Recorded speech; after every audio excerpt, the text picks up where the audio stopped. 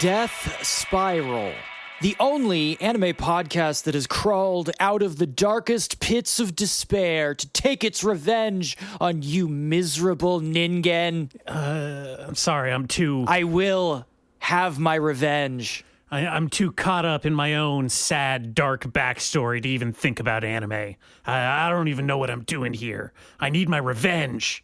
All I wanted was a normal life, but then all of you had to put garbage in my desk and throw my backpack in the toilet. So now I'm going to use my superpowers to kill all your families.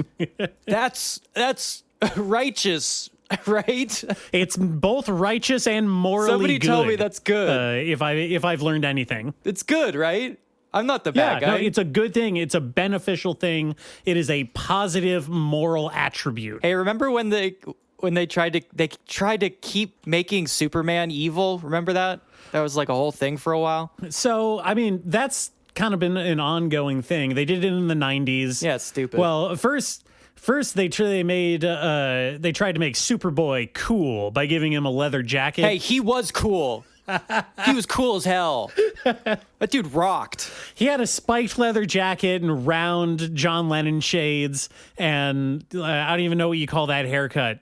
The Todd McFarlane special. It's a cool guy haircut. The cool guy haircut, yeah. Yeah. And then when that didn't take for good and obvious reasons, then they said, well, all right, well, if we're not going to make Superboy cool, then we have to make Superman, like, badass. How do we make Superman badass? Because he's a Boy Scout. Boy Scouts aren't badass. Sorry, Boy Scouts. It's like you're nerds. Nobody likes you. And so how do we make the perennial good guy Superman, the man who is super at being good? How do we make him like a badass? And the answer, of course, is to make him evil. Hey, what if Superman was evil? Wouldn't that be crazy? Because he's the most powerful. He's the most powerful superhero, but now he's evil. Isn't that the most thought-provoking premise you've ever heard? It's crazy. That's wild. I know. Well, I guess people love it because because Zack Snyder has a career. No, what's that stupid show on Amazon? Invincible. Oh yeah, also based off of a comic first. Yeah, people love that shit. And do you remember Brightburn? Yeah, I remember Brightburn, evil Superman. Yeah. Superman got bullied and now he's evil. The Boys. What if Superman was just a fascist? Da Boys. Da Boys. Da Boys. Da Boys. Da Boys. What about my favorite anime adaptation, live action adaptation? Well, not my favorite, but probably top 10. Chronicle.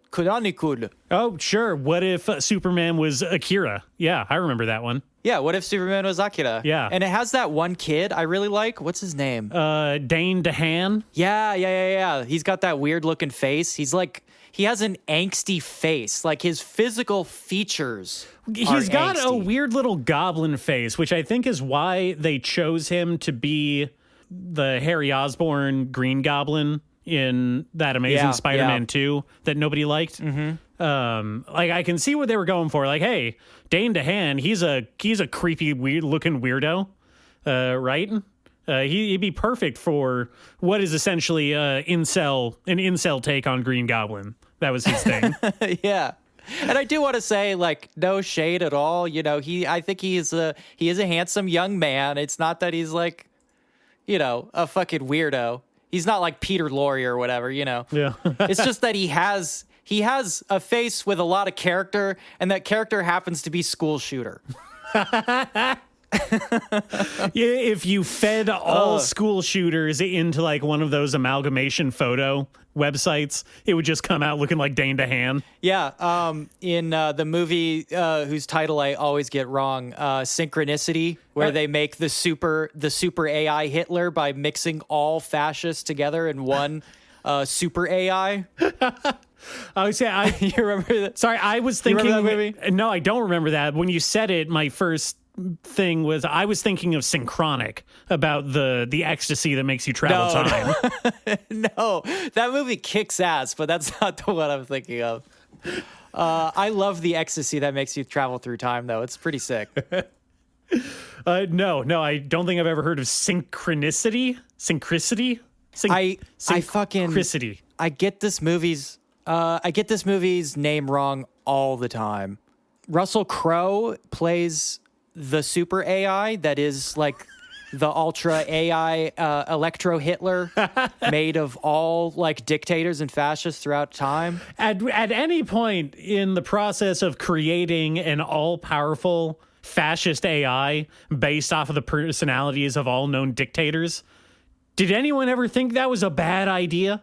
Did they ever talk about it? I'm sorry. I do get this name wrong every single time I talk about it. It is Virtuosity. Virtuosity. Yes. Denzel Washington, Russell Crowe, Kelly Lynch. It's a really good movie. It's fucking great.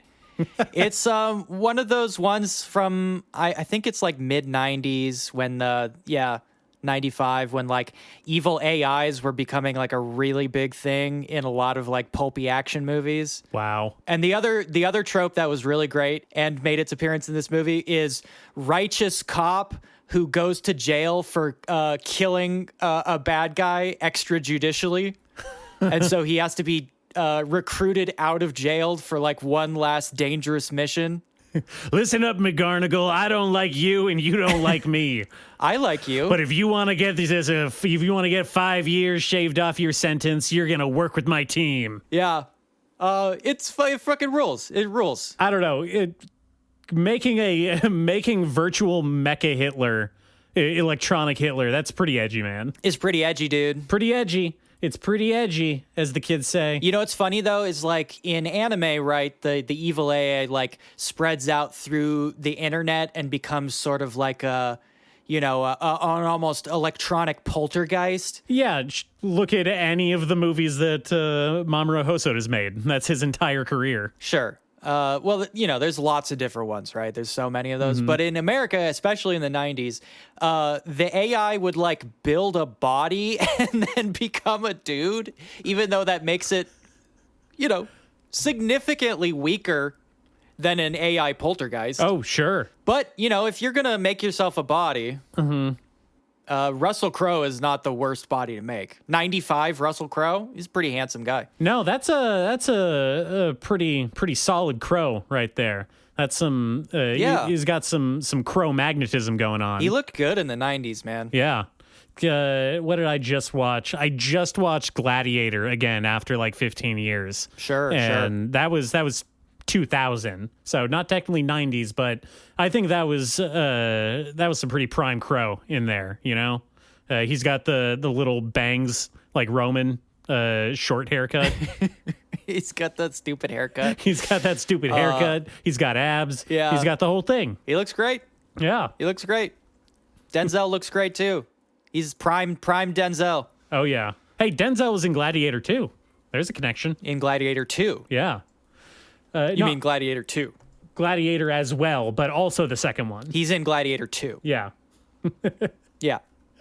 I'm trying to remember the name of this like pulpy 90s, like it might have been direct to video, but the premise was essentially this, the government needs to strike a deal with the most dangerous mercenary / serial killer that they've ever dealt with. So evil that they digitized him and put him like in CD prison.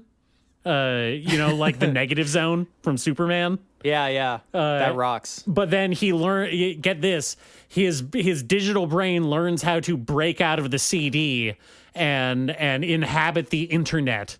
Just like we were talking about. And the first thing he does after getting like worldwide internet brainiac powers is make himself a body so that he can walk around and like have sex with women. Well, if you start off as human, then I get that, right? Mm-hmm. If you're a human returning to a physical body, I totally get that. But if you are not human, if you are purely like a virtual creation, what do you need a body for? You don't need that shit. Bodies suck. Well, I mean, we are beholden to bodies. As Ghost in the Shell taught us, those without a body, it's the only thing they crave. In fact, being a disembodied consciousness just free floating around the net may come with like some metaphysical growing pains, so to say. I don't think it's a pleasant experience, maybe, to not have a body, but to be conscious of not having a body. But if you've never had a body to begin with, you don't have a frame of reference. Oh, so this is a thing I actually was talking about very seriously. Got into a shouting match over this. In a Starbucks. Because I take this shit very seriously, obviously. With the new Ghost of the Shell show coming out, I was talking about this, and this is a concept that's in some sci-fi stuff, and it's something that I do agree with. If you start off as a human and you become like a full cyborg, like your entire body is like replaced except for your consciousness, you will go insane if that body cannot eat and sleep. The human brain cannot function without eating and sleeping. It will drive you fucking insane. Even if you don't need it, you have to do it. Okay, what is the counter argument to that you got into a screaming match over? Because that makes perfect sense to me. Well, the counter argument was, nuh-uh. Okay, but No. interesting point, but have you considered no, not really? No. I also said you could freely move your brain to different parts of your body, too, which would be like the obvious choice, right? Yeah. Well, you'd put the brain in the central cavity where it's most protected. Yeah, you would put it in a behind layers of armor where your pecs would be. Yeah. Yes. Because when you get shot in the head, you don't want to die. No. It's like the most obvious thing in the world to me. And people are going to be aiming for the head because that's where they think the brain's going to be. Everybody intuitively aims for the head, even though in shooting school they do teach you to shoot center mass. Okay, well, But everybody shoots for the head anyway because of video games. okay, well, what if we keep the brain in the head, but we just make it smaller and more armored? What if you made your brain smaller? No, I mean, what if What if it was mostly an empty cavity? Okay, listen, what if we got rid of the neck entirely? Just sunk the head down into your shoulders. Some people have gotten rid of the neck. I don't know if you've seen some of these ripped ass dudes recently, but there's not a lot in between the head and the shoulders. Listen, I'm no gin rat, but I know one thing is that you do not want to skip neck day. That's one of those things, speaking of edgy, when cyborg bodies get involved, edginess always seems to rear its ugly head because it's so easy to be edgy to a cyborg body. Like taking people apart piece by piece and like keeping just their head alive and shit like that. Sure, I get that. I'm not sure if that... I don't know, gut opinion on there is, I think maybe doing that stuff to a robotic body is less edgy than just doing it to a person. Like, that makes sense to me. If you do it to a person, they die. That's kind of the big part. I mean, is like you kill this kills the person. Listen, Remy, step into the realm of imagination for a minute. I know it's hard for you. You're a clinical, logical, unbending kind of person, but let's just try and think hard out. Sci-fi. Yeah, he's hard sci-fi. Hard sci-fi. Dyson spheres. Listen, I dabble in sci fantasy more than anything, so I am not constrained by your rules, sir. You're not a Ghost in the Shell guy. You're a Battle Angel Alita guy. Yeah. Although I've never read Battle Angel Alita. It whips. It fucking rules. Maybe man. I should. It's so good. It's so fucking cool. Yeah, more of an Astro Boy guy. Okay, all right. He's cool too. Yeah, he's cool. He's all right. He's cool. But what I'm saying cool. is I think that once you introduce the concept of movable consciousness and robot, like fully robotic bodies that you can take apart, and the body then becomes nothing more than a doll, really. It is a puppet that a consciousness inhabits. Which, by the way, I'm watching Kaiba right now. Fucking awesome. I love that shit so much. Yeah. Kaiba's probably the best anime ever made. Which is also completely preempts the Matrix in like every single way. Yeah. It had its thumb on the pulse there well before the Matrix, or even Blade took its style.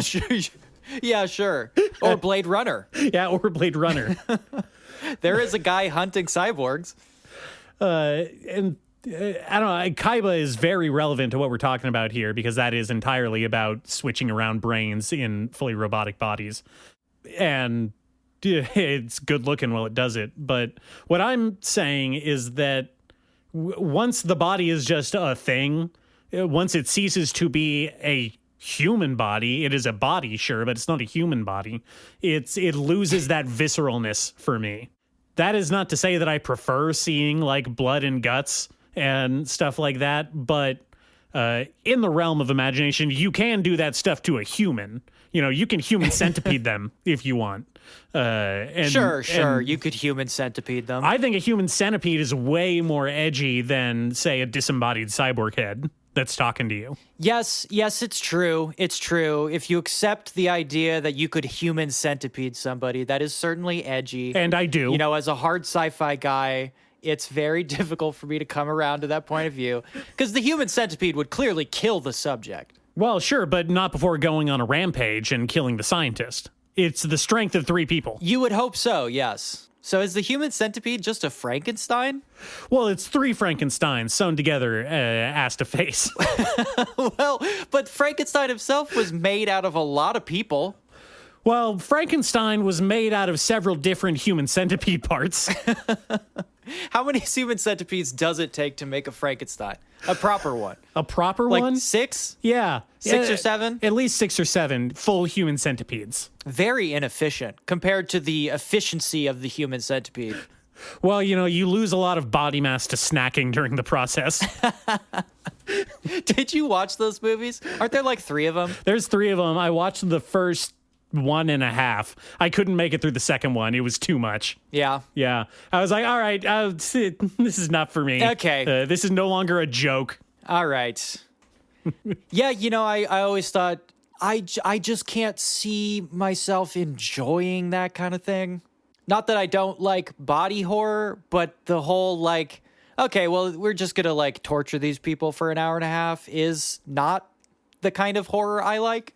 No. That is pure edgy that I just like am not interested in.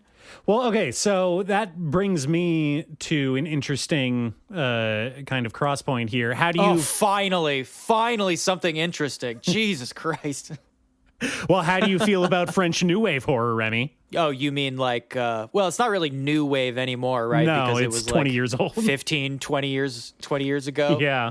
But if you're talking about stuff like Martyrs, I do genuinely very much like that. I was going to talk about Martyrs. Like, do you think that is edgy? Martyrs is definitely edgy, but at the same time, it is playing with like ideas, you know? Uh-huh. In a way that I appreciate is like there's something driving this stuff. There is light behind the eyes of Martyrs, if you know what I mean. Mm-hmm. I've talked about this before, but like I watched as many found footage movies I could possibly get my hands on, and one of them, the Poughkeepsie tapes, I found that is the only one I've ever like not been able to get through because that is a movie that is just about torturing people. And that, if I remember right, the premise of that one is basically it's like a serial killer has recorded himself killing people. Yes, it is a mockumentary style found footage movie where it's intercutting between the killer's footage and like the FBI agents who are tracking him down and ultimately could not catch him. And the thing that really got me about that one, and I think this is where like pure edginess actually does come in, is that, yes, there is a bunch of footage of this guy doing extraordinarily disgusting things to people, but they would cut back to the FBI agents, and the FBI agents were like, we just couldn't. This guy was so smart. He was so smart and good at being a serial killer that we were baffled the whole time. He was just too good and smart. And it's like, okay, all right. Okay, enough of this. This is not okay. I don't need that. People like praising this guy's ability to be a serial killer on top of all the first person footage of the torture. Uh-huh. That is taking it a step too far. When you're like, actually, it's like it's pretty cool that he did that, right? It's like, okay, I don't need that in my life. So I feel like that is kind of root to the definition of edginess for me. Is one, like we were saying before, it is inherently somewhat nihilistic. It doesn't have like a strong ethos or guiding principle behind what it's showing you, besides that it wants to show you something shocking. And B, it is usually, in a lot of ways, pretty self-aggrandizing in tone about what it's showing you, right? Yeah, I think, yes, that is a component where it's like, I don't know, I struggle with this because I don't think anybody truly actually believes that like edgy bullshit of like the Yuningen thing. I don't think anyone can actually sincerely hold that belief in real life. But there is sort of a thing where people write that into fiction and they can portray fiction of people doing really bad things as if that is cool. And I'm not sure if that's nihilism or if it's coming from a nihilistic place, but it definitely is a big divider between things that are shocking and things that are edgy. Okay. I think so. Well, let's try and bring it home here. Let's talk about some edgy anime. Like, what comes to mind as a title that exemplifies edginess? Well, there's so many ways to break it down, because some people would consider stuff like Shinji jerking off onto Asuka's unconscious body to be like edgy nonsense, you know? Or even the entire sequence in End of Evangelion where you're just watching all the characters be annihilated one after the other. Well, I was going to say, for me, definitely End of Eva is shocking in many places. I don't think that it's not what I think of when I think of edgy, really, because I think that all of the images that they're shocking us with in that movie are very, like, pointedly put there for a reason. Like, they have symbolism and meaning behind them. Yeah, like it's cool to jerk off on unconscious people. I mean, that's what he meant, right? Well, I mean, either that or it was a comment about how Shinji views, you know, the women in his life as vehicles for his own pleasure. But, you know, let's not get into Ava right now. Man, people like that show, don't they? I guess some kids have heard of it. I don't know. I can't imagine why. I only watch G-Cucks. G-Cokes. So I don't know. Back to what you were saying, like what do we think is edgy in the context of an edgy anime? Well, I'll give you another example that's similar to the Ava thing. Berserk obviously has been accused quite a lot, especially near the end of the Golden Arc, where you get like the monkey man, like, fully like raping dead bodies and stuff, like in pin panels. And people accuse Berserk for stuff like that. Or even the Tower of Conviction, where there's like the demonic orgy and like, people are like ripping each other apart and stuff. People consider some of that stuff, or at least accuse Berserk of going into edginess there. And I don't agree. I think Berserk is not edgy. It is shocking, and Miro is using shocking moments of violence. Yeah. In the dark fantasy sense. But I do think that it set a bad precedent for dark fantasy authors following him to use edginess pretty thoughtlessly. And I think when you do deploy it thoughtlessly, it is just pure edge. Obviously, the first thing that comes to mind in that regard is like, the first episode of Goblin Slayer beginning with like a woman being, raped to death, and then the rest of the show just being like stupid fucking anime fantasy. That is edge. Yeah, Goblin Slayer is one that I was thinking about. That's edge, definitely. That is shocking for the explicit purpose of drawing in an audience. So it has no greater story meaning to it besides like, hey, here's this shocking thing, and now that you're all reading, we're just gonna pivot to like the regular slop that we wanted to make. Yeah, check this out. This isn't your mama's dark fantasy. And it's like, yeah, it is. Like, Berserk came out in the 80s, dude. Like, it is your mama's dark fantasy. And it was better than this. Yeah, well, definitely. Drawn better, at least. It's way better. It's drawn better and it's portrayed better. I was thinking of something like did you ever watch or read Black Lagoon? Yes. I think that counts at least as a form of edgy. I don't know. I think modern anime, the stuff that's coming out right now, is a different type of edgy that we'll talk about. We've talked about it pretty thoroughly over the episodes, but stuff like school shooter vibe stuff, that's like edginess today.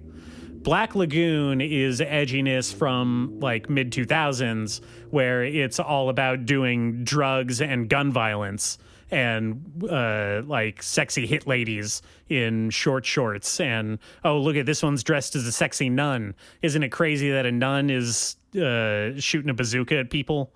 And this lady has a chainsaw that she sets on fire. And for some reason, like the most needlessly edgy that it got was when it introduced like the twin assassins that are little kids. And there's specifically Romanian war orphans that were like grew up in a horrible orphanage where they got like sexually abused all the time, and like the constant sexual abuse is what turned them into psycho killers. I think that's pretty dang edgy. That's edge enough you can shave with. It truly is, but also at the same time, man, that's basically every anime and manga about a female assassin or whatever. It's like I can't even start counting how many times that's the fucking backstory. I mean, fuck, isn't that Metal Gear 4? Like, are there 18 of those characters in that game? Well, there was 4 of them, but yeah, Metal Gear Solid 4, the Beauty and the Beast squad. Oh, God, Jesus Christ, I hate them so much. And their whole thing is that they were given amazing, like, super suits with powers based off of the horrible trauma that they experienced during war. A lot of having to do with, assault and abuse of many different kinds. Yeah. And then part of the boss fights is you shoot them to death, and then right before they die, their ghost comes out and does sexy poses for you to take pictures of. That's so funny. Metal Gear is dumb, dude. That shit's fucking stupid. I'm going to be honest. I was always a fan of Metal Gear Solid. I started enjoying it way more after I just accepted the fact that it's fucking dumb. Oh, it's fucking stupid as hell. It's so dumb. I like it, but it's so fucking stupid. That shit is so dumb. It's funny considering how much of like horror heads we are that it's mostly pivoting around these like kind of gross action manga and anime and stuff. Uh-huh. And the fantasy stuff. When you'd think it pops up, you'd think it would pop up more in horror. And specifically the death game stuff that I am deeply invested in.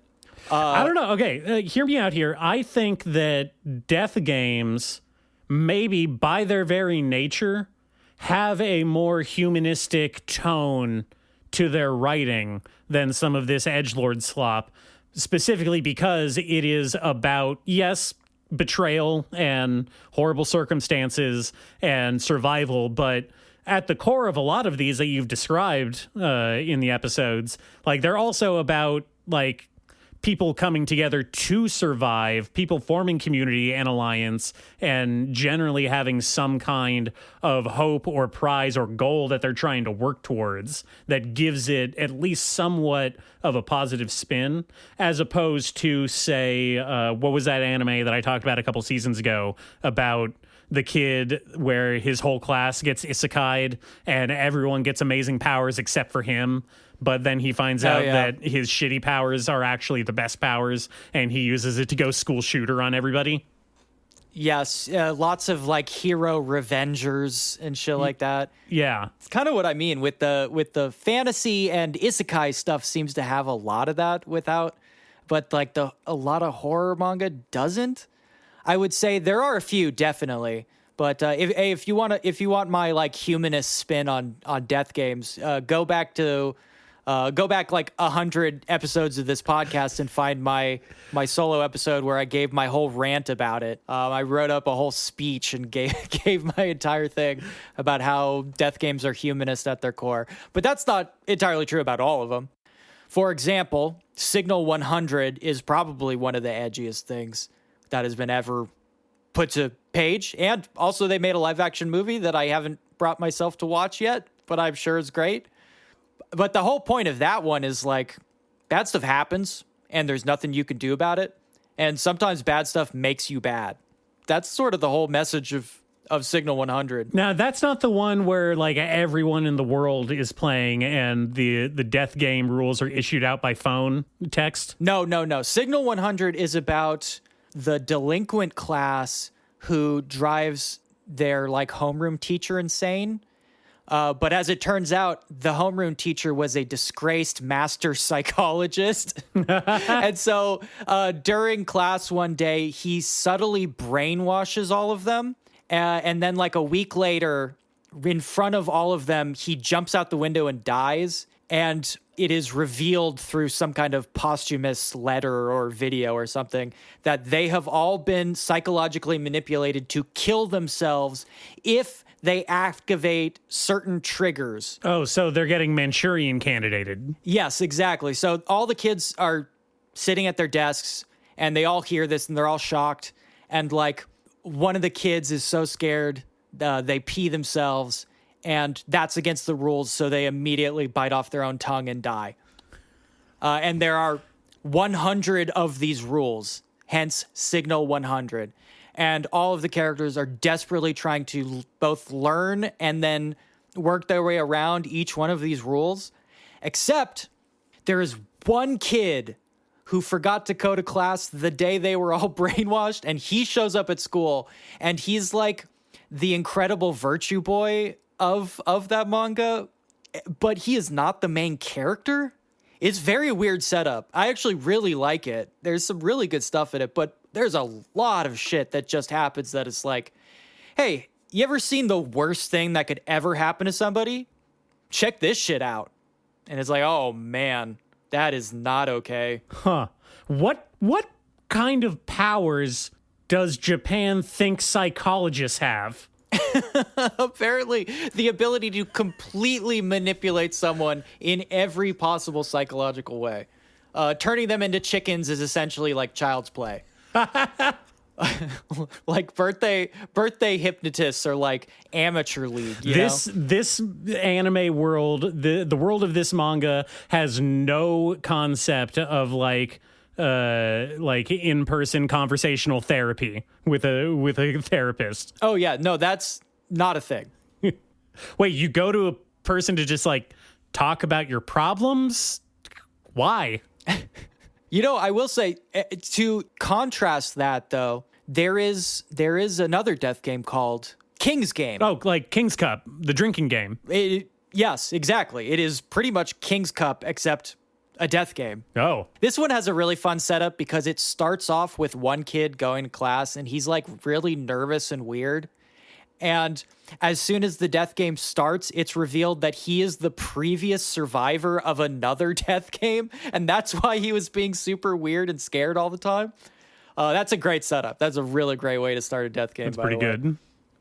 But that one is all about following. They get text messages and they have to follow the rule per text message. And the entire time it seems like there's basically no way to win. But in contrast to Signal 100, it is not about like, hey, what is the worst possible thing we could do to somebody? That one is about what can you do in the face of unending tragedy? How can you endure that? And so in that way, I find it kind of beautiful, even though it is also totally sicko shit. Well, I don't know. I enjoy an edgy anime, an edgy manga, here and there. Yeah. Like, I was trying to put together a list of stuff that I was reading when I was in, like, high school and college that I would consider, like, edgy stuff. And on here I had, like, Hellsing. I think Hellsing is definitively edgy. It's about a cool... You think Hellsing's edgy? I think Okay, let's get into it a little bit, because I think Hellsing has all the hallmarks of what we would classically consider the Shadow the Hedgehog type of edgy, right? It's got sexy... It's kid edgy. Well, it's got sexy boy Dracula in a big coat and a big hat, and it's got fuck the church. Yeah, it's got fuck the church in it, and not only fuck the church, but the church has super assassin kill teams that they'll send out to kill you when they hear you saying fuck the church. The Pope's got hitters. Yeah, everybody, RIP, everybody, and their butler is an assassin. Like that's just a thing. What else? It's got killing Nazis. It's got vampire Nazis getting their heads blown off. Yeah. You know, I think it is very much within the realm of edgy, but I think it's also like, again, I think it lacks the self-aggrandizing like tone to its edginess. It is in fact very on purpose, like kind of goofy and funny a lot of the time. It is goofy. Yeah. It is 100% goofy. It's supremely goofy. Yeah. Compared to something like Fire Punch, which has every possible edgy thing you could put in a manga, but is not something I would consider edgy. No. Because it has like a dramatic point it's trying to make and is interesting and is deeply sympathetic to its own characters. Mm-hmm. You know, I'm just trying to think like, because like you're saying, Fire Punch is a good example of something that should be quote unquote edgy and probably gets, you know, inaccurately described as edgy all the time. If you saw panels out of context, probably a lot of people would say, this is just edgy bullshit. Hey, it's about a badass dude with Wolverine powers, and he's on fire all the time. He's constantly suffering because of the fire that's on him. It's cool, you right? know, actually, if you can get someone to read all of Fire Punch and you have to sell it to them that way, that's fine with me. Because by the end, they're going to be like, oh, wow, this is a story about like the nature of what a quote unquote hero is. And more importantly, what is a hero's narrative? Yeah, you know, I don't want to sound edgy also, but Fire Punch is better than Chainsaw Man. Yeah, no, I think I agree with that. I think I agree with that. I really like Fire Punch. And I really like Chainsaw Man. I mean, I like both of them, but, you know. I do think that maybe just by virtue of Fire Punch is something that he was able to develop and then put like an ending on. And Chainsaw Man just got too popular for its own good, and now maybe he's floundering a little bit in where to go with it or how to end it. I told you, man. They made him take the bag. Yeah. You know what? Dump truck. Fujimoto, get the bag. I don't care. I'm still going to read the chapters. You should have a car if you want. Like, fuck it. Yeah, I wish he would use it to, like, not have to put out a manga, a serialized manga, and go back to doing anthology collections. But, you know, whatever. Do your thing. Yeah. You know what? You have our approval.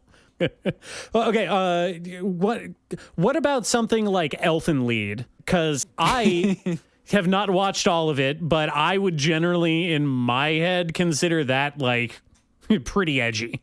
It's pretty edgy. Yeah, you know what? That has the similar thing to the Goblin Slayer thing, where it deploys edginess as a hook, because there's not like a lot else to it. It is just another like alien girlfriend. It is Alien Girlfriend, but also what if Alien Girlfriend was a murder machine? Yeah, exactly.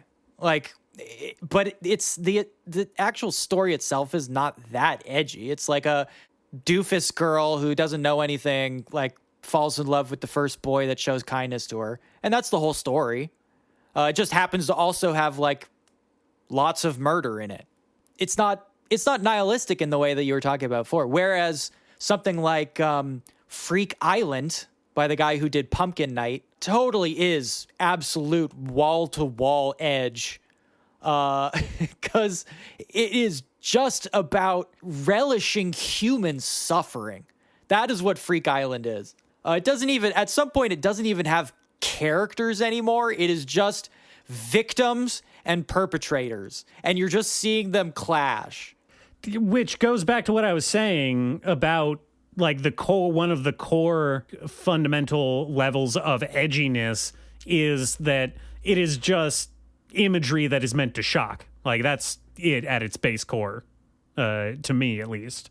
Devoid of meaning, devoid of ethos. It is just something that wants to shock you with its words or its images. Sure. I guess one of those things would be, I mean, it's all personal, right? And I think for me, maybe I have, I don't know, a strange Again, this sounds very strange from somebody who reads almost exclusively death game manga, but like I am a very sentimental person and I need manga that has like empathy for its own characters, you know? No, I totally Like, get that. I agree. Even if the manga is intentionally killing all of them off in gruesome ways, I'm still like, well, I mean, that's fine. I don't care if you like cut their heads off or whatever, but like, can you treat them like people at least? I mean, can you even write a character well if you don't empathize with the character? Not sympathize, not agree with, but like, should a writer have understanding and empathy of all of the characters that they create? No. No. All right, that's No. it. We figured it No. out, folks. Fuck We it. figured out writing. Nope. Writing's easy, actually, and you don't need any of that shit. You just do whatever. Writing is just and then, right? And then, Or but. If you're a really good writer, you use but then. oh, Something happened, but then something happened. Right? Right? okay, all right. I see where you're spinning, but Yeah. okay, but then what happened? Well, but then something else happens. And then after that, something else happens. And then, but then something else happens. and then the end. Yeah. Okay, let's just as a capper, what is the best edgy manga or anime? What is the best one? Yeah. Okay, right off the cuff for me, Spawn. Really? Yeah, Spawn. Okay, I like Spawn. Spawn's cool. Yeah. I like that guy. Yeah, he's pretty Yeah, sick. he's a Vietnam vet. He works for the devil. He kills ice cream men. I love that guy. He kills CIA guys. He kills cops. He kills CIA guys. He kills feds. He almost single-handedly wipes out the entire CIA. It's pretty cool. That's dope. Man, Spawn's so cool. Spawn's so fucking cool. And he's like nice to homeless people, so he's like a good guy. Yeah. You know, in a very similar vein, and this is a little bit of recency bias. I could go and find other stuff, but Devilman Crybaby, which we've mentioned many, many times. Mm-hmm. Oh, yeah. Literally ends in a complete apocalypse caused by the main characters with the horrifying deaths of basically everyone on Earth. But still great. Just truly incredible. Like jaw-droppingly amazing in every way. I guess that'd be my call. And it's also about a debutant. Debuterman. 2 debutamens. One red, one white. Well, Spawn's black. Okay, let's go to break.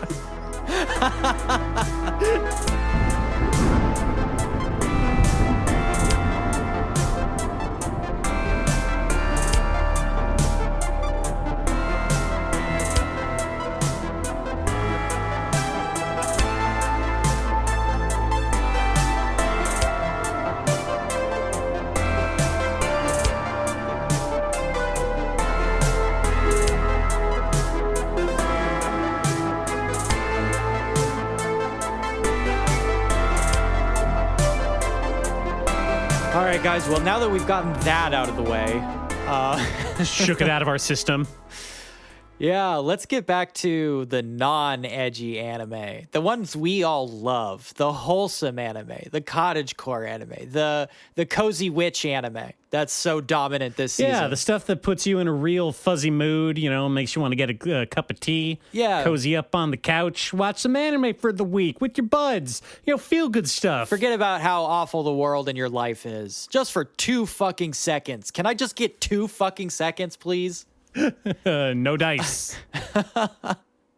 You know, not a lot of edgy anime this season. I finally watched Lazarus because I found the Japanese dub. Yay. Yeah, we talked about that. I'm so glad. Did not have it on the HBO app. Did not have the dub on the HBO app, which I guess is not surprising. So messed up. Well, it is not officially released the Japanese dialogue with subtitles version in America. Yeah. That is still a couple weeks coming, thanks to this being a co-production of Adult Swim, and for some reason, apparently either Viacom or WB or Cartoon Network or Adult Swim. Some evil assholes. Someone along the production chain decided that no, we only release dubs first. You can get the subtitles later, which is an ontologically evil decision. very anti-human, anti-consumer, anti-fun. I do not like it. They looked out at the market and they were like, simulcast? Hell no. Why would anyone want that? We can't afford the bits. We can't afford the bits of information. HBO is also the only one, because of Adult Swim, that hosts Apartment Complex C, which is like a short horror anime that I really wanted to watch, but they just literally... That made a brief appearance on Shudder. Did you know that? Oh, did they put the first episode on there? They put the first 3 episodes on Shudder. Okay. Yeah.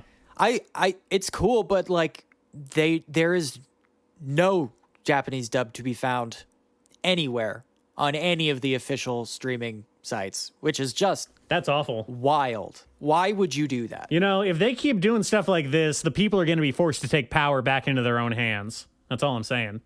It's not a threat, it's a promise. I want to see fan subs make a huge return. Oh my God. Like hobbyist level. This is an aside, but can I just say that I miss the practice of fan subs putting each different character's dialogue into a different font that they felt best exemplified that character. Mwah, I love that. Yeah, they were obviously superior. People who actually cared, you know? How am I supposed to know it's a girl character if the subtitles aren't highlighted in pink? Yeah, exactly. It really goes to show you, I mean, this has been true since the very early days of piracy and all that, but really goes to show you people with passion will do the best work even for free. Sometimes especially for free. Really kind of destroys the entire idea that, like, competition breeds excellence. Why would they want us to root out competition for ourselves as opposed to possibly maybe collectivizing this effort? No one would ever color code subs if they weren't being paid massive money to do it. Come on. You're dreaming. That is only the work of a true artist or a true psychopath. Mm-hmm. Yeah. Anyway, I watched Lazarus, and I don't really have much to say about it because, like you said, it was just parkour. It's just parkour. The whole first episode. It's hardcore parkour. It was just parkour. Which I'm not against. No. It sounded good. It looked good. Yeah. But no story to speak of, really. I mean, I think that I'm more okay with that than what we got from Metallic Rouge, which was a bad premise and a bad story packaged inside, like, kind of decent animation. I mean, it's pretty decent animation. In fact, it is the animation was over-animated good. in some There was spots. a lot of animation, and most of it was good. The problem for me, besides the story being inherently nonsensical, was that those, like, weird mech creature monster designs sucked. Yeah, they weren't great. They sucked. They were really bad. That is absent from Lazarus. No weird monster design in the first episode at all. I mean, the premise of Percocet that also kills you 3 years later, like, is pretty inherently unserious. But again, Yeah, also the Percocet could kill you right now if you take enough determined. of it. Yeah, if you wanna. Yeah, they never addressed that in Lazarus. Like, if they take more of the super drug, can they overdose on it? Does, like, the more you take, the more it shortens your 3 years? What if you keep taking it? Does it keep resetting the 3-year timeline? Oh, yeah. The more you take it, the longer you get to live. It just resets the clock like it's on a cooldown in World of Warcraft. Yeah, I don't know. Lazarus is fine. It's got good action. Yeah, it's the cool. parkour is cool to look at. Good soundtrack. Yeah, good soundtrack. Which you should expect, but it sounds good. And yeah, it's all right. But I watched some other newer, even more new spring 2025 anime premieres. Oh shit. Yeah, we're still on that train, baby. I look outside, the cherry blossoms are booming. They're booming and blooming. I think I wanted to talk about this one last week, and I think you've watched this as well. You watched at least the first episode of Kowloon Generic Romance, right? No. Unfortunately, my watch partners overruled me, and we watched the first episode of White Lotus Season 3 instead. Do they hate you? No, I think they were just very enthusiastic about White Lotus, which I don't blame them. It's a good show. And Walton Goggins did not make an appearance in any of these anime, so I think that played a big factor in it. Well, fair enough. I can't compete with Walton. Cannot stand up to the big old Goggins. No one can. No one can. He's unstoppable.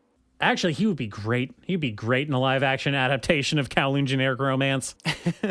I would unironically love to see that.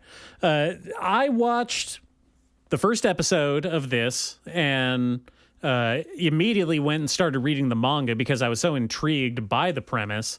In summary, the setup for Kowloon Generic Romance is that it is in an unspecified amount of years in the future, but still definitively like in the future from the present day.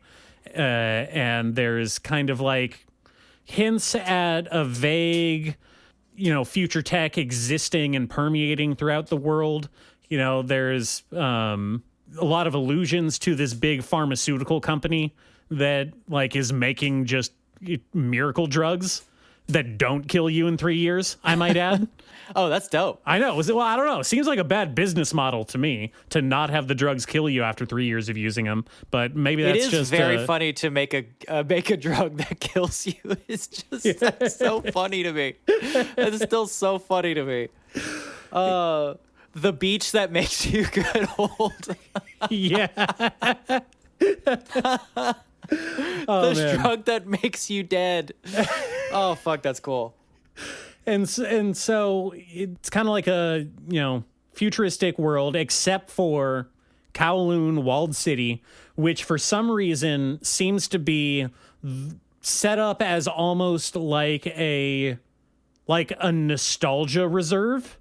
I don't know what else to call it. It's like a nature preserve, but for mid-1980s Kowloon City, where everything inside of Kowloon is still kind of, it hasn't changed in an unspecified amount of decades.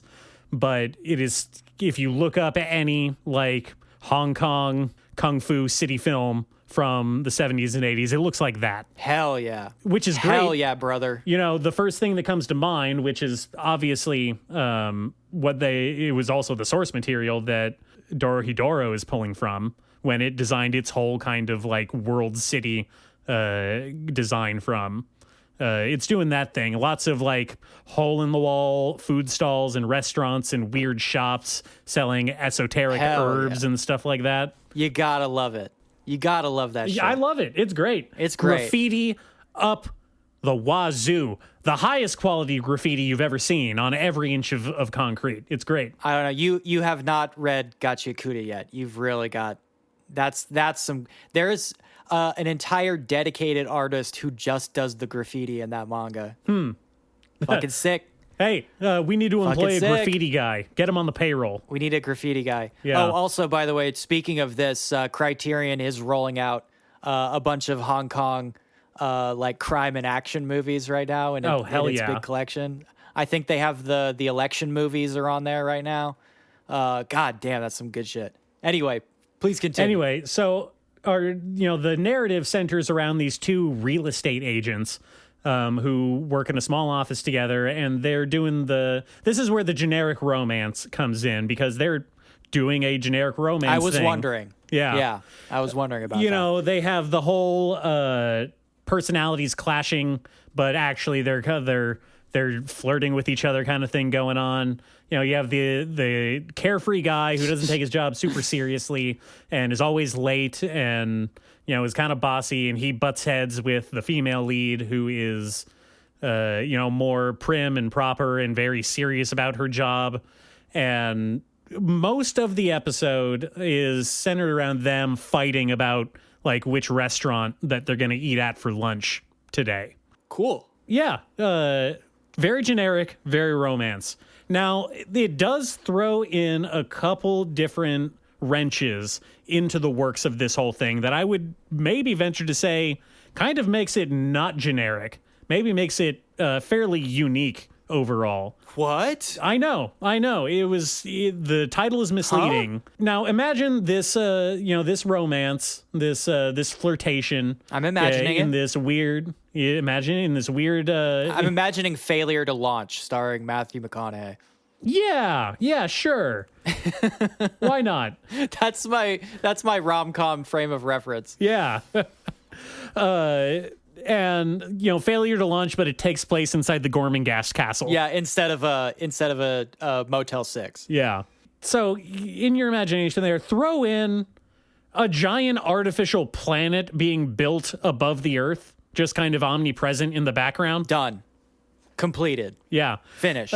So that's one thing that I'm assuming we're going to touch on later, but apparently they're doing the cyberpunk thing where all the Elysium thing, where all the rich people on Earth have decided to just abandon the planet, and they have created a floating space station / watch colony that replaces the moon and just kind of floats above the Earth and looks down at all the poor people. Okay, sure. Sounds good. And then, yeah, we haven't really, gone into what that is going to mean in terms of direct influence on the narrative so far. It's just kind of there. And then the other thing is that what if, mind you, let's put yourself into the shoes of this woman. You're starting to kind of have feelings for your coworker. You're going on some dates. You're flirting.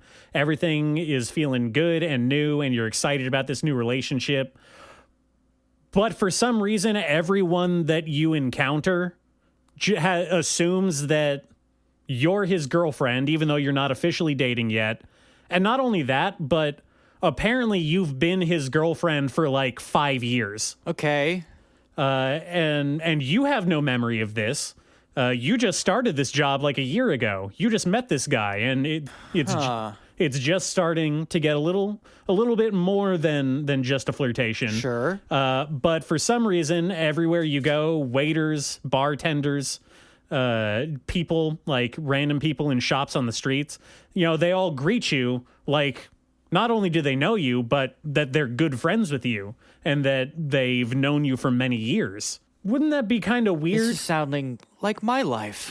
Yeah, exactly like your life. This is strange. So, I don't know. I'm very intrigued with what they're doing here. They're obviously setting up some kind of either amnesia or false memory kind of plot device in motion, which I'm a sucker for. I think that stuff is cool. I like The Machinist. I like Inception. I like, I don't like Christopher Nolan as a person, but I liked Inception. What was the other one? Which one? The other one of what? Tengai Daimakyo? Oh, Heavenly Delusion? Yeah, Heavenly Delusion.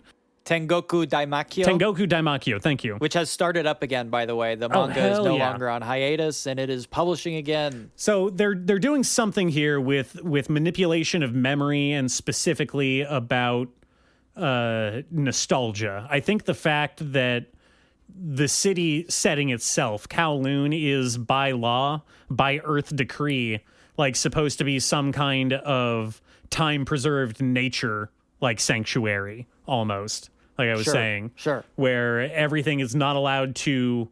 It's like one of those pioneer towns where you go and watch people make bread out of acorns or whatever. Right. Colonial Williamsburg. Yeah, exactly. So it's something... Or Slaughterhouse 5. Yeah. Is that what that was about? Let's say yes. I never read Slaughterhouse 5, unfortunately. Oh, I forgot you don't read books. Yeah. Hey, I'm getting better. I'm reading some words on some pages. Yeah, I'm not completely hopeless. You've graduated up to Stephen King. I know. I can read that pulp shit. Yeah, you'll be reading real books soon. So, what I feel like they're doing here is obviously playing on the concepts of nostalgia for a place and a time and a relationship at a very specific point of time. That seems to be the feelings they're trying to evoke. I think that what the city is kind of almost like a retirement home for people who can't or don't want to keep up with modern times and sensibilities. It's doing this dichotomy of all of the people outside of the city, all they talk about, all the news talks about is how great this false Earth that they're building in the sky, this future planet, Sure. is going to be, and how it's essentially going to be heaven. Oh, right? yeah, like how I'm being bombarded by advertisements for Neom. Neom? You haven't seen this shit? No, I get these what is ads all the Neom? time. It's like an artificial, massive city built inside a giant mall being constructed by like slaves in Dubai. Jesus. You really haven't seen this shit? No. Hold on. I'm going to send you. Oh, what was that? The Boots Riley movie. Which one? Sorry to Bother You. Sorry to bother you. Yeah. That's what the evil CEO from Sorry to Bother You was doing. He just wanted to make a giant Amazon city where all the people who lived in it were Amazon employees. Yeah, exactly. Okay, check this shit out. Oh my God. Just look at oh this my shit. God. Look at this shit. This is ghoulish. It's so fucking insane.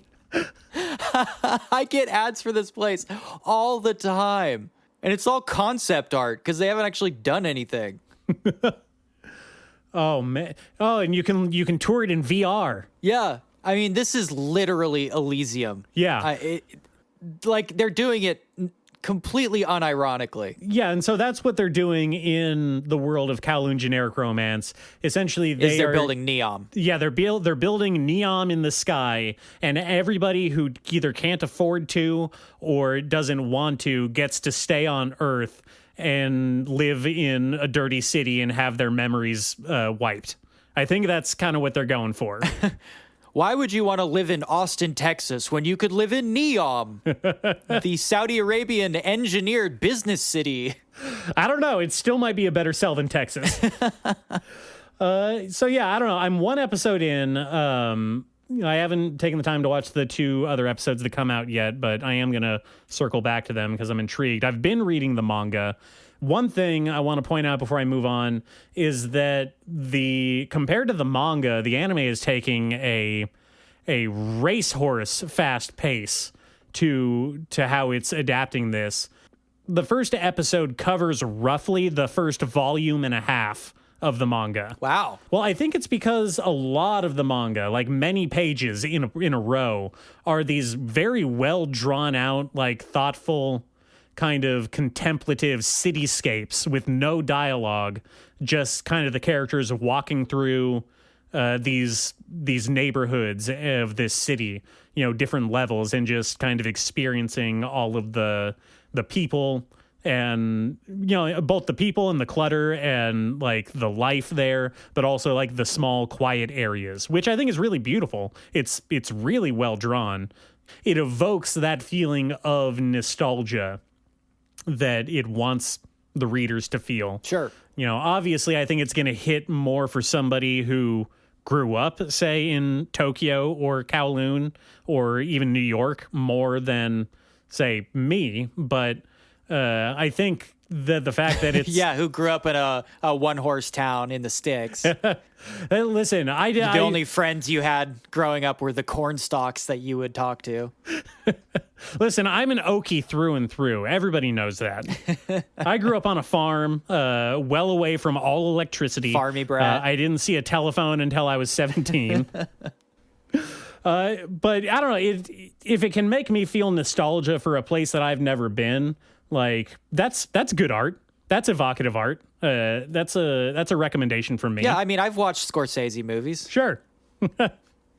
I've watched Last Temptation of Christ. I know all about this shit. I watched, no, I did not watch Annie Hall. I skipped that one. As Woody Allen. Yeah, I know. That's what I specifically did not watch Annie Hall because I'm woke. Good for you. Oh, good for you. Yeah. You know what? Yeah. Everybody clap. Everybody clap for him. And if you've seen that movie even before you knew all the stuff, you're canceled. Oh, no. Sorry. I think that I should leave then. I was forced to watch that movie in a film class in college. Oh, yeah? Yeah. Wow, disgusting. Makes me sick that you had to watch that in class. They should fire that guy. I apologize. I'll try and find a way to adequately make it up to you and to our listeners who I know I've heard. If that's true, then why did you put Umamusume Cinderella Grey on this list of things you watched? No, I'm proud of that decision. Really? Over Annie Hall. I honestly, there's not a huge difference in my mind. Okay, so yes, we've dunked on Umamusume quite a bit because it is by definition the most cynical, hollow cash grab of a product ever made. It's about sexy racehorse girls and the people who bet on them. I cannot quite think of something more like morally repugnant than that. Maybe other than if they were like, I don't know. What if Breaking Bad had sexy anime girls? I don't know. Have we done that yet? Who would be the sexy anime girls? The son? No, but the Jesse? Yeah, Jesse and Breaking Bad. What's his name? Walter? Yeah, Walter. Walt? Jesse and Walt. They would be the sexy anime girls? Yeah. Not the other characters. The two leading men would be the sexy anime girls. Well, no, every character would be a sexy anime girl. Wow. Was that not obvious? Every single one, huh? Every single one. And it would have a gotcha game to go with it. Even Tuco? Especially Tuco. Even the weirdo that Jesse Plemons plays in that one season? Meth Damon. That's not okay. It's very mean. That's very mean to him. He's a good actor. Okay, I did watch Umamusume, Cinderella Grey, which is a spin-off of the Umamusume Pretty Derby anime series, which is based off of the Umamusume Pretty Derby gotcha phone game, which has ruined lives, just completely destroyed economically a great portion of Japan. Look into it. I don't have time to fact check. But this is the spin-off series that is more comedy focused. It's about the loser school, basically. Wait, I thought this was the edgy one. No. This is the funny one. This is Umamusume Fumufu. Wait, so the other one isn't funny? No, the other one is very much taking itself like super seriously about these teenage horse girls that race. God, I hate this shit so much. I hate it so much. I don't know. I had to give it a shot just because I thought it would be funny. I ended up definitely liking this more than the main series. Not by much, but I think the hook that this follows a racing team that specifically goes to the loser school for bad racers that no one's ever heard of. I think that's kind of funny. Why would they even have a school? Why would they have a loser school to begin with? Well, you see, the Pretty Derby is the national. That's the national circuit. These ones are competing on a totally local circuit in southern Japan, away from the hustle and bustle of the Tokyo life. Oh, so these are all the fixed races. Well, there's definitely some of that. Like the Jake LaMotta's of the racing, the horse girl racing competitions. Yeah. And so this follows, what was her name? The first thing I was surprised to figure out is that her name, the main character's name, is not Cinderella Grey. That's just the name of the series. There's no character named that in the show. Okay, well, it's a bad name, so I guess that's good. Anyway, it follows this young racehorse girl, and as you might have guessed with many of these sports anime, she is the best at racing, and the fact that she only goes to the loser school is because A, she's like really dumb, like really, really dumb, and she's poor. Okay, she's dumb and poor, and that's why she goes to loser school. That's why she goes to loser school, but wow. She consistently surprises all of the other loser racers with the fact that she is in fact the best racer.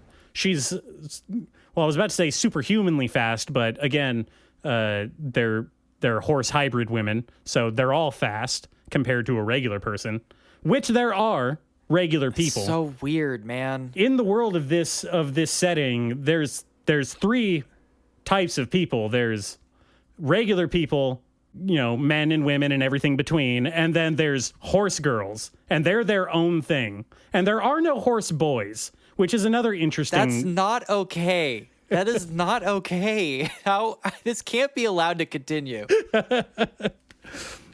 I don't know. I enjoyed it more than I It's thought. actually There were some good gags.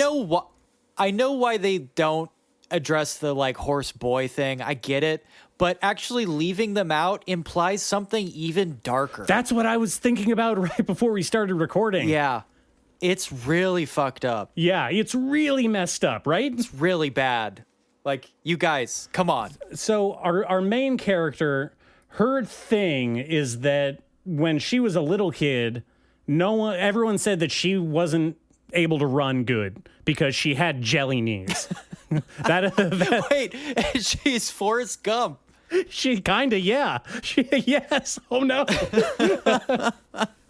It is a bit of a Forrest Gump story. Oh no! You see, when she was a kid, she had jelly knees and therefore couldn't run fast. And she was dumb and poor. Yeah, and she was dumb and poor. Oh God, no! But through lots of training and through her poor single mother scraping together every penny she had, Yeah. she was able to. And her girlfriend going off to Harvard or whatever. Yeah. She was able to train well enough to overcome her jelly knees.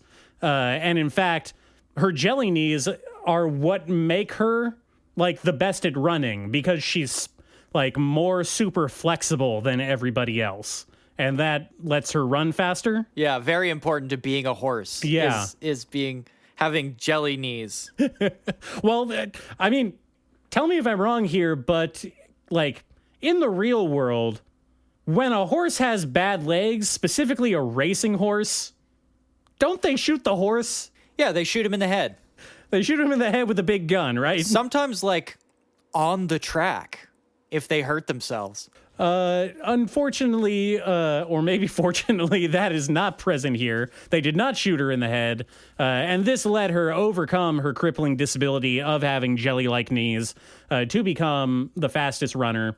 And so she goes to, a shitty racing school where she encounters, at that point, it turns into kind of like a standard fish out of water, new girl in town kind of school, slice of life anime for half of it, where she goes to the new school and, she's awkward because she's kind of like dumb and the only thing she thinks about is racing.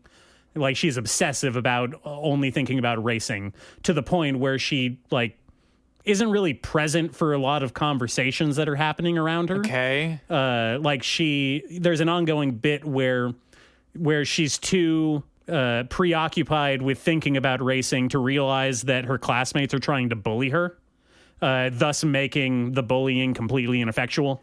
What else would be important in the life of a racehorse besides racing?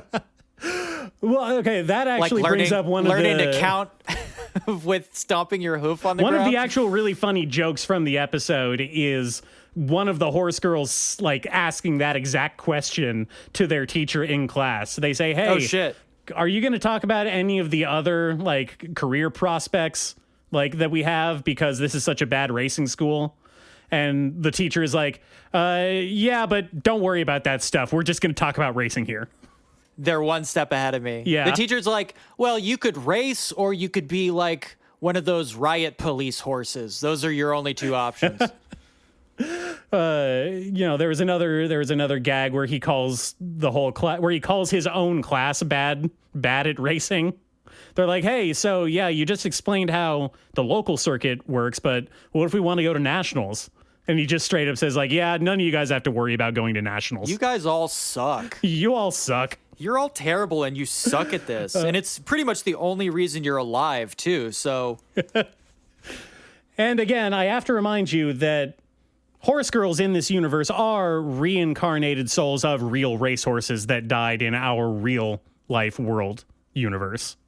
IRL. Horses are getting isekai'd into the anime girl universe and then forced to race again. So yeah, it's hell. It's hell. It's hell. It's horse hell. But we get to profit off it. What do you mean we? I'm staying the fuck away from that shit. Oh, I already got my gotcha team lined up. I am making bank over here. Ugh, awful. I hate it. Okay. I watched the first episode of the last Umamusume anime, and I just thought I'd give this one a try. Don't watch this. This is, in fact, evil. It's evil stuff. Gacha games are evil. Horse girls are evil.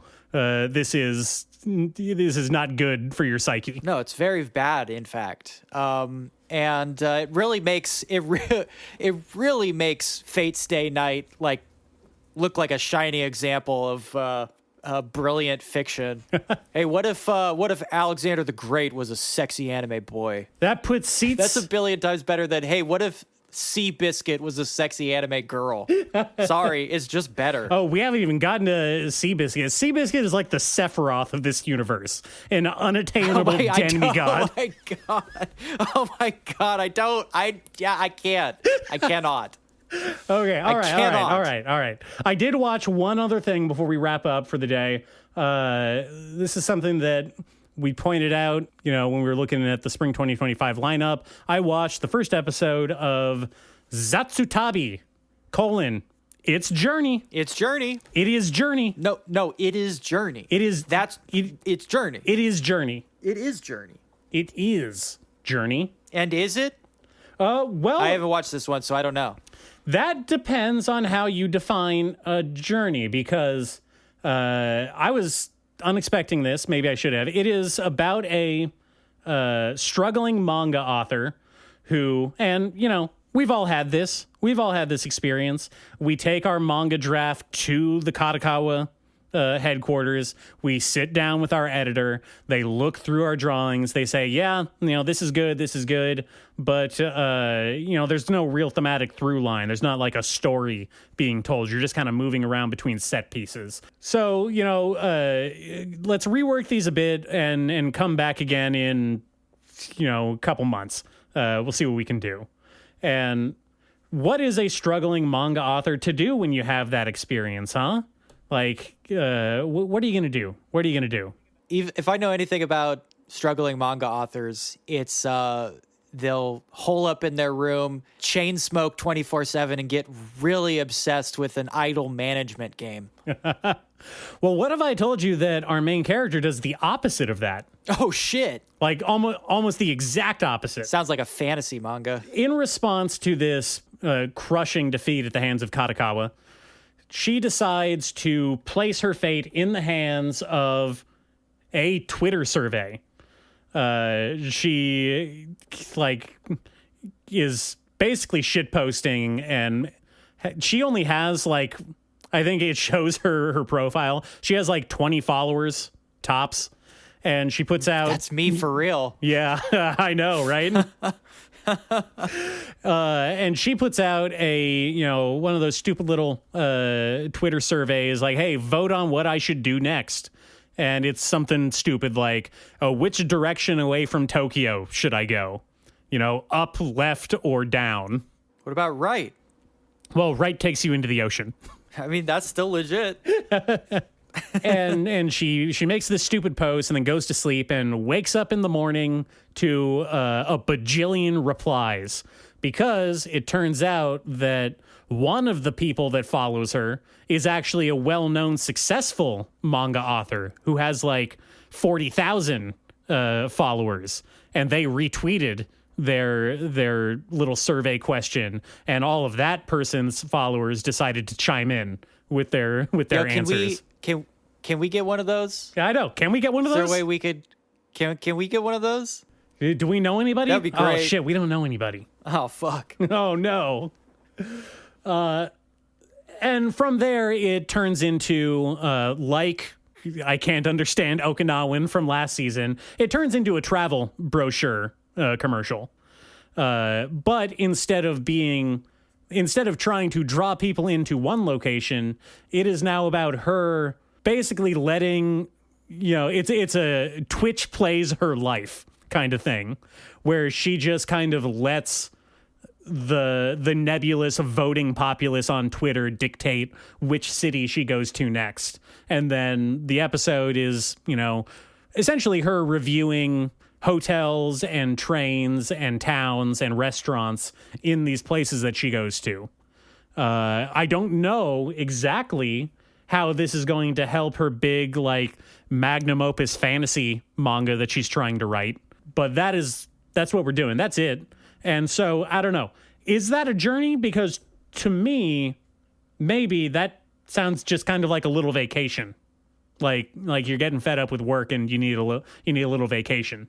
Well, You go to the next town over and you stay at a nice hotel and have a nice meal and then you get back to it. Because that's what she's doing. what I know about journeys is an unexpected journey has a dragon in it and some trolls and a magic ring. But it sounds like her journey is very expected, like almost planned for. So maybe she doesn't need any of that. Maybe it's just like she goes around and eats food and stuff. Well, I suppose that is maybe the one hook about it, is that it is very pointedly unplanned. It just happens that... Oh, so it is an unexpected journey. Well, it's an unexpected journey.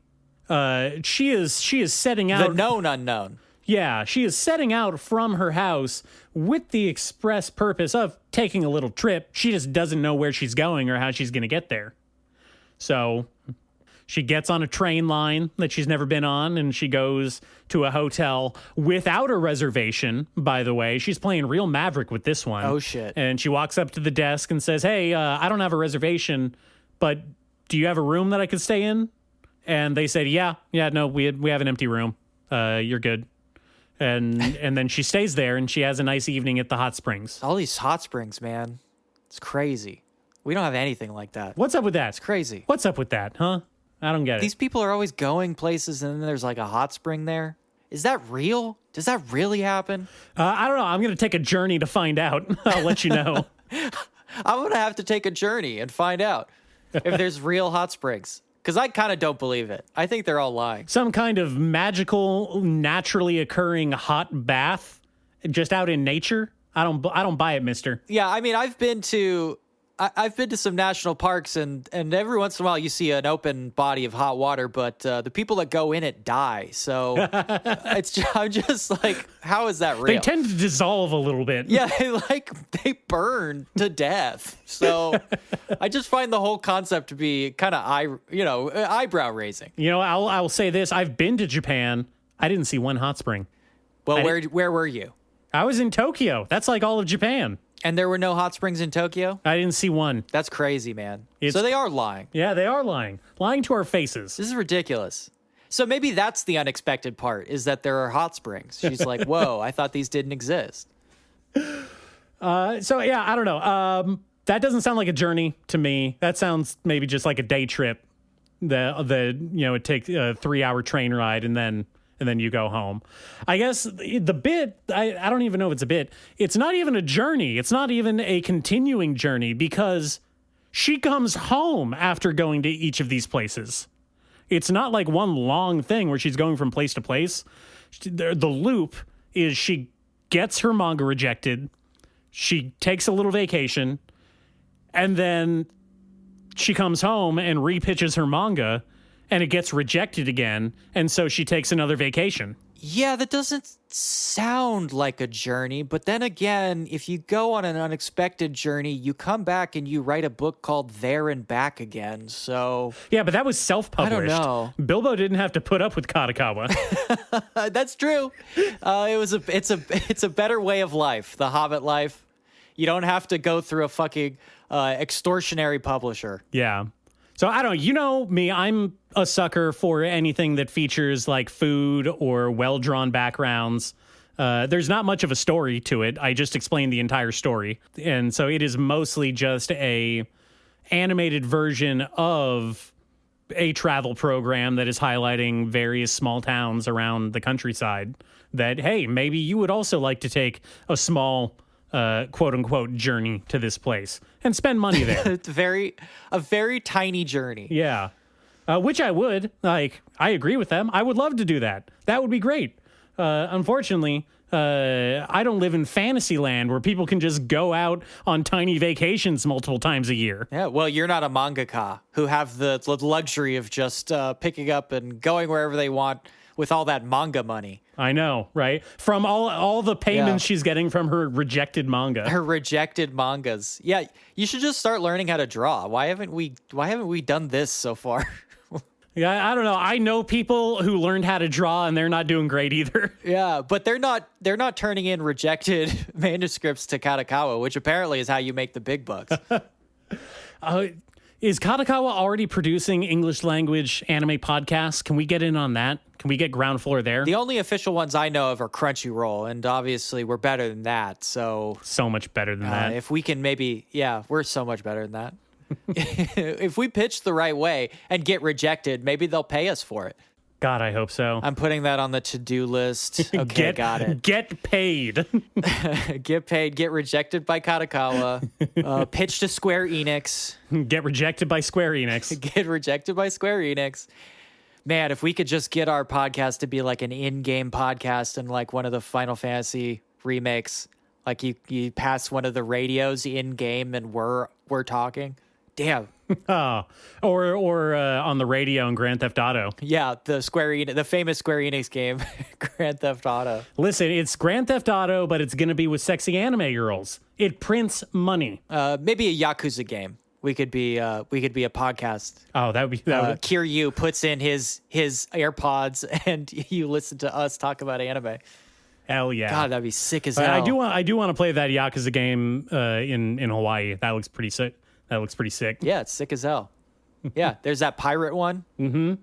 Oh, hell yeah. Cool as hell, man. Hell yeah. All right, that's it for me. Those are the anime spring 2025 spring anime in anime 2025 premieres. Still coming. I got one more on my list that I haven't watched yet that I want to talk about.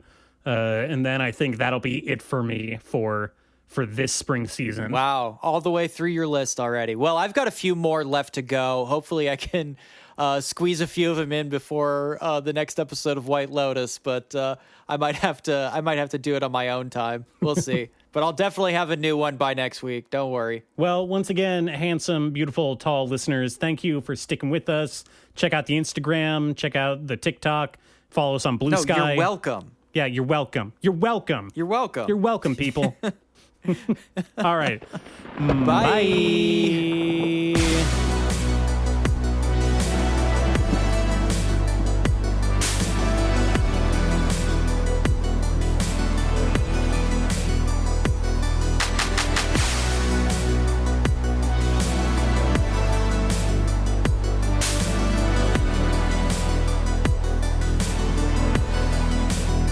Ow, I hurt my hand.